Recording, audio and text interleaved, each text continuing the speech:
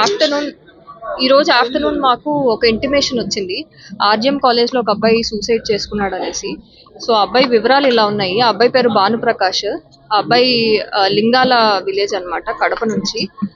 ఈ అబ్బాయి ఇక్కడ ఆర్‌జీఎం కాలేజ్‌లో సెకండ్ ఇయర్ ఈసీ చదువుతున్నాడు.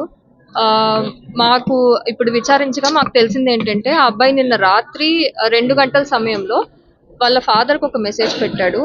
నాకు చాలా చెప్పుకోలేని హెల్త్ ఇష్యూస్ ఉన్నాయి. ఇది ఎవరికీ చెప్పుకోలేకపోతున్నాను. అందుకని చనిపోవాలనుకుంటున్నానని చెప్పి నైట్ అరౌండ్ 2:00కి మెసేజ్ పెడతాడు. అయితే వాళ్ళ ఫాదర్‌కి అసలు చదువు రాకపోవడం వల్ల వాళ్ళ ఫాదర్ అసలు మార్నింగ్ వరకు, అంటే ఈ విషయం జరిగేంత వరకు కూడా అతను చూసుకోరు. సో, ఇప్పటి వరకు తెలిసిన వివరాలు ఇది. దీనిలో ఎట్లాంటి ఫోన్ ప్లే అయితే లేదు. లోన్ యాప్స్ లో డబ్బులు తీసుకున్నారని చెప్పి లేదండి, అతను క్లియర్‌గా మెన్షన్ చేశాడు. అతను నైటే మెసేజ్ పెట్టాడు వాళ్ళ ఫాదర్‌కి ఇట్లా నాకు హెల్త్ ఇష్యూస్ ఉన్నాయని చెప్పేసి. లేదండి, ఇప్పుడు మేము సీసీ ఫుటేజ్ కూడా వెరిఫై చేశాము.